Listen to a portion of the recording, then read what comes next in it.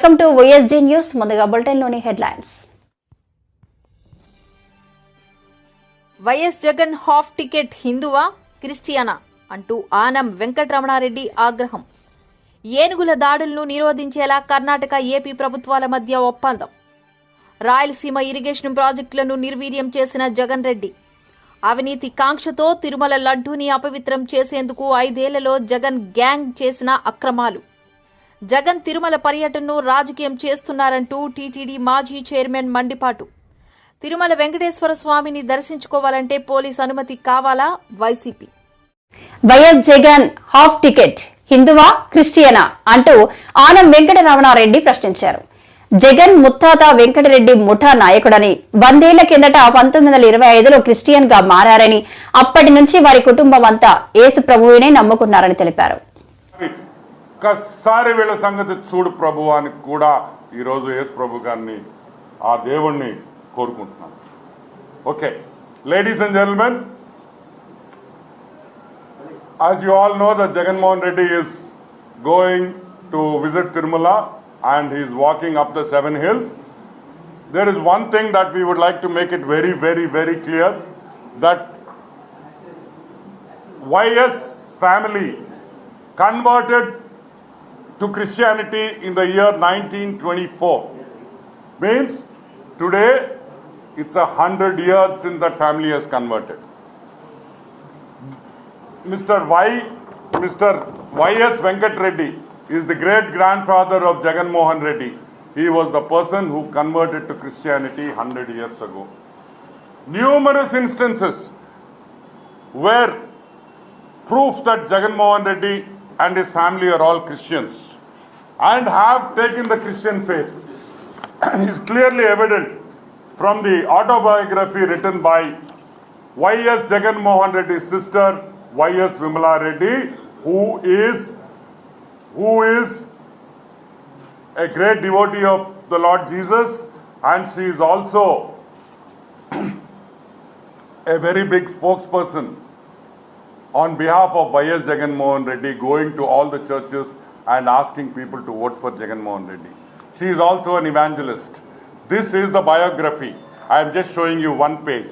This is the biography of Y.S. Vimala Reddy, where she has written the complete history of YS family, the complete history of how they converted, how all of them became Christians, how their eyes were revealed and they accepted Jesus Christ as their Lord.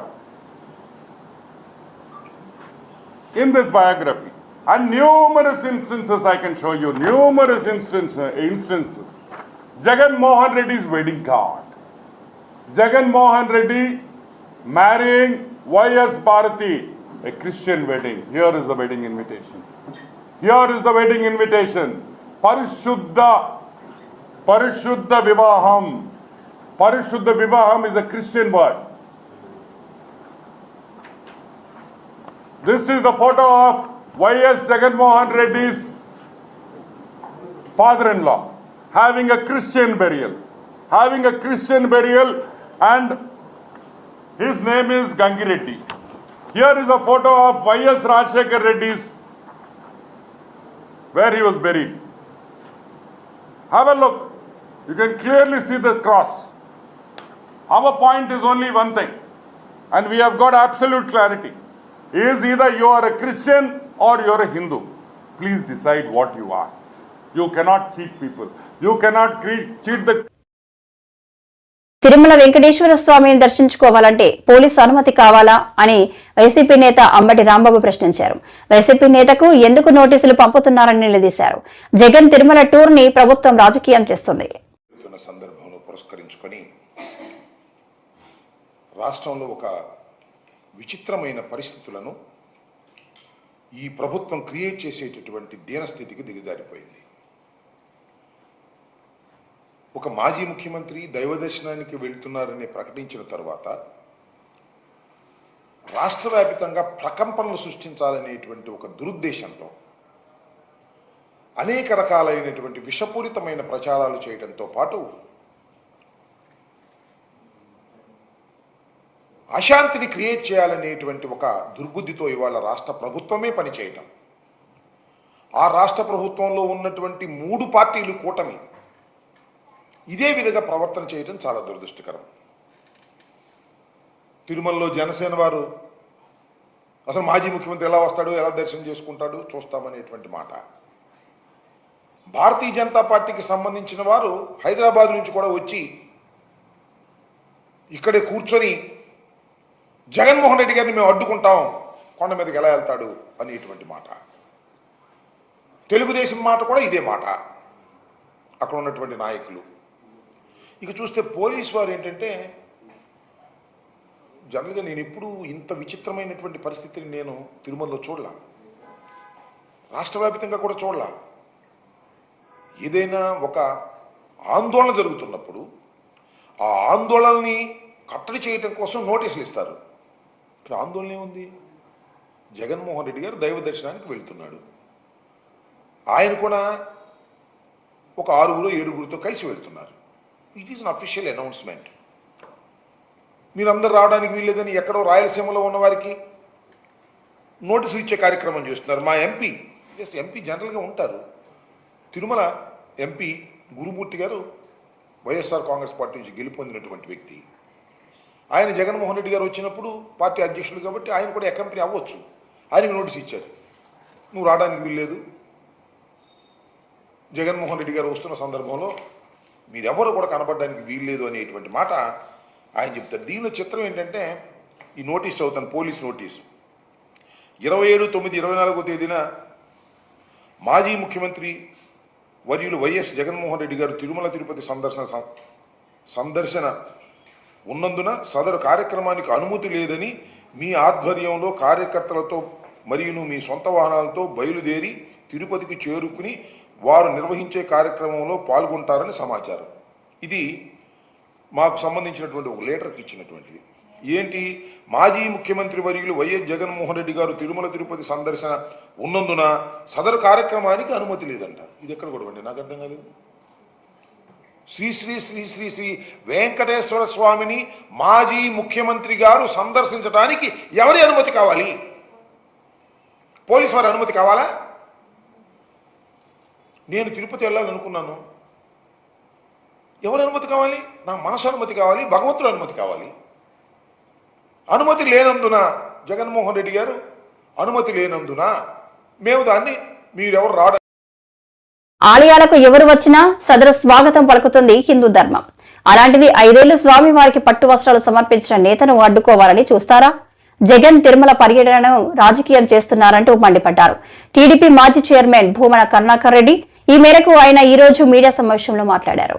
శాసన మండలి సభ్యులని, మంత్రులను, మాజీ మంత్రులను వీళ్ళనందరినీ కూడా house అరెస్టులు కూడా చేయటం జరిగింది.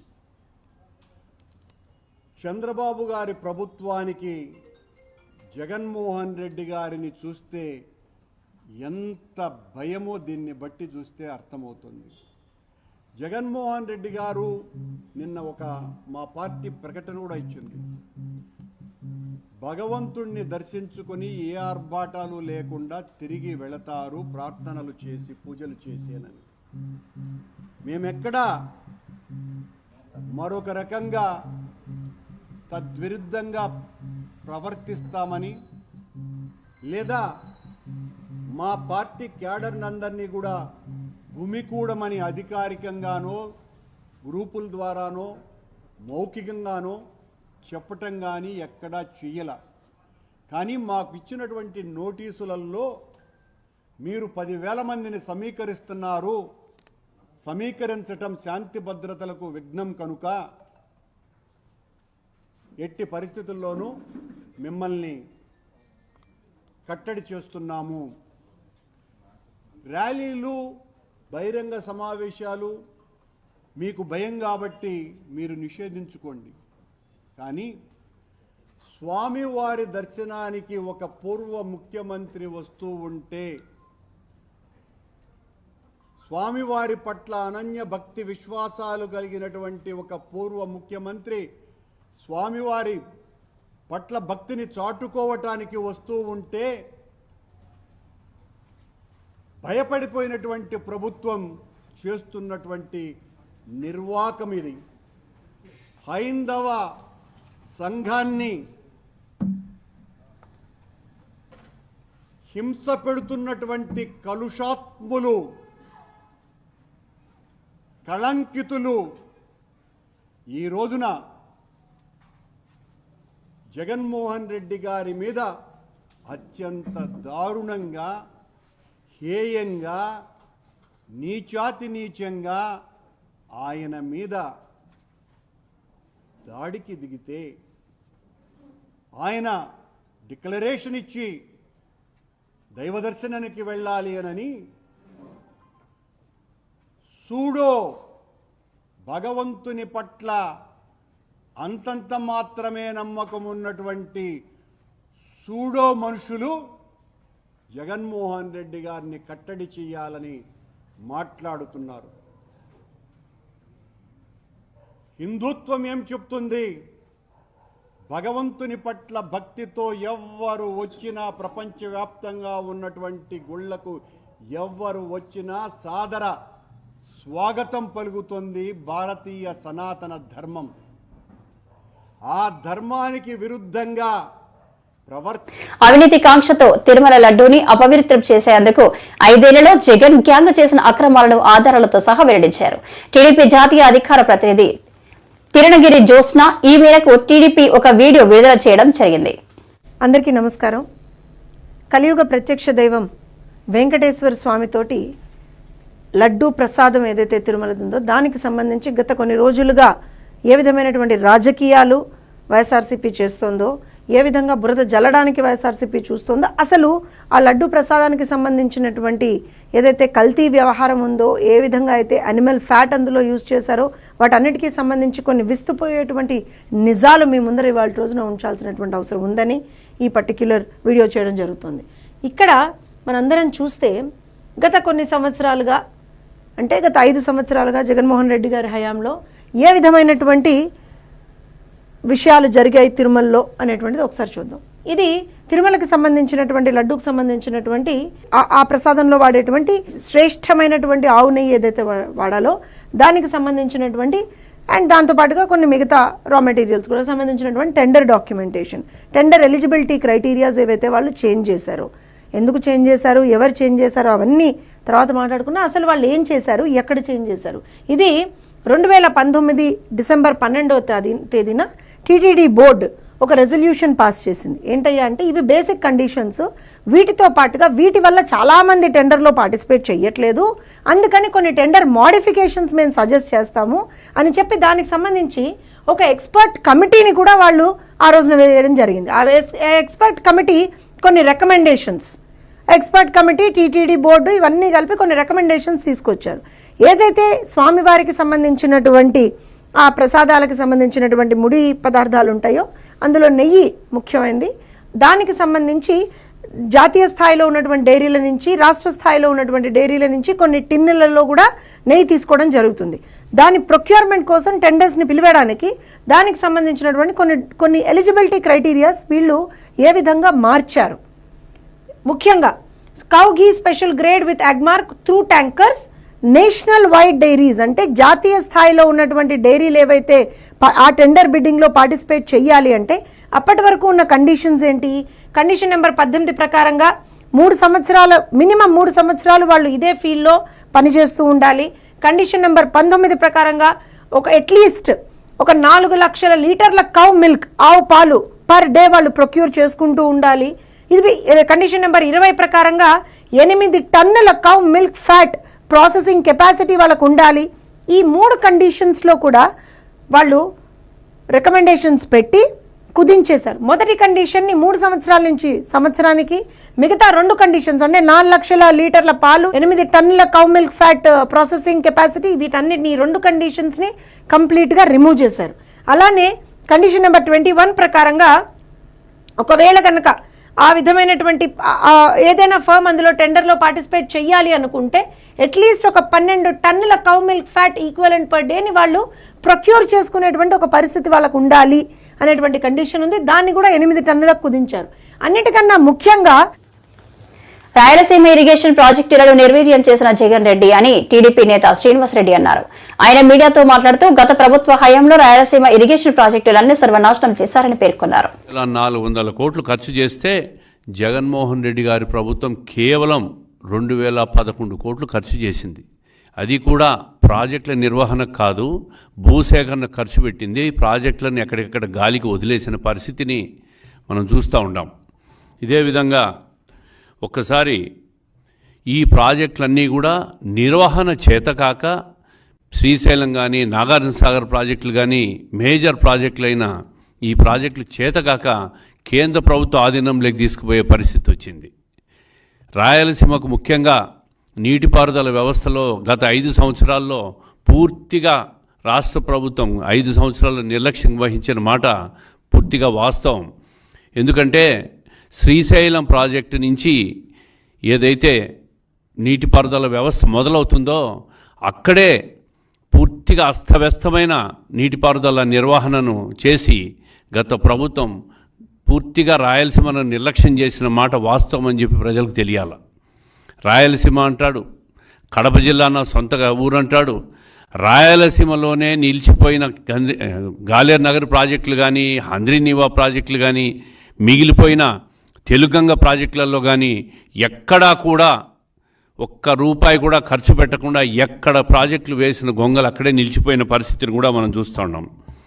రాయలసీమలో హంద్రీనీవాకు గత ప్రభుత్వం తెలుగుదేశం ప్రభుత్వం 2014 నుంచి 19 వరకు దాదాపు 4182 కోట్లు ఖర్చు చేస్తే ఈ జగన్మోహన్ రెడ్డి గారి ప్రభుత్వం వచ్చిన తర్వాత కేవలం 515 కోట్లు ఖర్చు పెట్టి 3000 క్యూసెక్కులు పైన నీళ్లు పోవాల్సి ఉన్న కాలువల్లో కనీసం 1500 క్యూసెక్లు కూడా పోలేని పరిస్థితికి తీసుకొచ్చినాడు.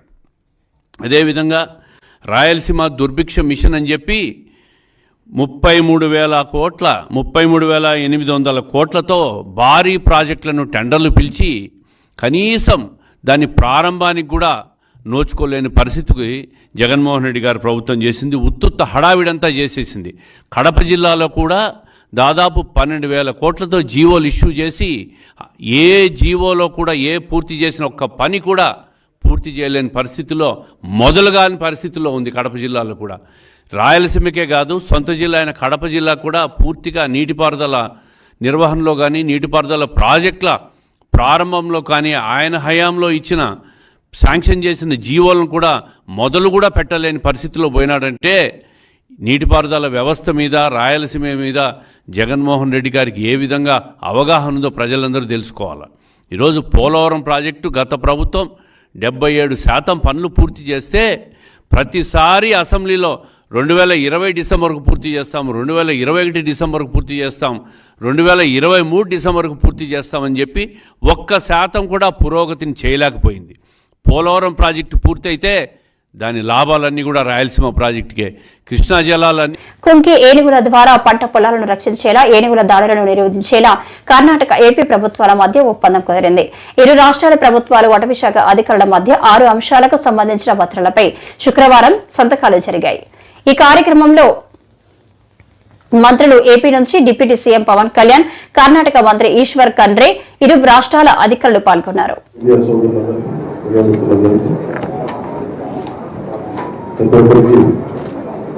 ఆంధ్రప్రదేశ్ ప్రభుత్వం తరఫున ముఖ్యమంత్రి శ్రీ నారా చంద్రబాబు నాయుడు గారి తరఫున అందరికీ నా హృదయపూర్వక నమస్కారం. గత సంవత్సరంలో దృష్టిలో తెలిసింది మీరు ఎన్నో న్యూస్ రాసి ప్రజలు పడుతున్న కష్టాలు సమస్యలు మీరు దృష్టికి తీసుకొచ్చిన క్రమంలో ప్రత్యేకంగా సమస్యలు మీడియా దృష్టికి తీసుకొచ్చినప్పుడు క్షేత్రస్థాయిలో తిరిగినప్పుడు ఒకటి కీలకమైన అంశం ఏంటంటే చిత్తూరులో కానీ మనకి మంగళ జిల్లాలో కానీ విజయనగరం కాయకూరు ఇలాంటి చోట్ల ఏనుగులు కొంతకాలం గురించి భోజనం చేయడం, అలాగే కొన్ని ప్రాణాలు కోల్పోవడం, గాయపడటం ఇవన్నీ జరిగిన సంఘటనలు. మీరు బయటికి తీసుకొచ్చారు వీటిని. అలాగే అనేక పర్యాయాలు నేను క్షేత్రస్థాయి పర్యటనకు వెళ్ళినప్పుడు మా దృష్టికి తీసుకొచ్చాను. కొద్ది సంవత్సరాలు అప్పుడు విధానాన్ని ప్రాక్టికల్గా చూశాను. చూసినప్పుడు ప్రతి ప్రభుత్వం శ్రీ నారాయణ నాయుడు గారి ఆ గవర్నమెంట్ ఎన్డీఏ ప్రభుత్వం అధికారంలో రాగానే డిప్యూటీ సీఎంగా అటవీ పర్యావరణ శాఖ చేపట్టగానే నాకు మొట్టమొదటి విషయం తెలుసుకుంది పంట పొలాలను విధ్వంసం చేస్తున్న ఈ దీని సమస్యను ఎలా తీర్చాలని PCCF ఆంధ్రప్రదేశ్ ఆయన అడిగారు, చెల్లి చౌదరి గారిని అడిగారు. అడిగితే ఇలాంటి బాగా ఎదుర్కోగలిగే సత్తా సమర్థత కర్ణాటక అటవీ శాఖకు ఉంది. మనం మన అప్రోచ్ చేసి కొంత సహాయం చేసే అవకాశాలు ఉన్నాయి. వెంటనే మన చెల్లి చౌదరి గారు అది కాంట్రాక్టర్స్ సమకాలీనంలో ఉన్న అటవీ శాఖలో కర్ణాటక అటవీ శాఖ వెళ్తే వెంటనే స్పందించి గౌరవ అటవీ పర్యావరణ శాఖ మంత్రి శ్రీ ఈశ్వర్ ఖండ్రే గారి దృష్టికి తీసుకెళ్ళిన వెంటనే చాలా పెద్ద మనసుతోటి చాలా సాధనంగా ఆహ్వానించి వాళ్ళ సభ్యులు అమలు చెప్పండి, తను ఏం చేయగలిగారు చెప్పాలని చెప్తే వెంటనే నేను 40 గంటలు నాకు అపాయింట్మెంట్ ఇచ్చారు. లెస్ దాన్ 40 మొత్తం సిద్ధం చేశారు. విధానసభకి వెళ్ళాను.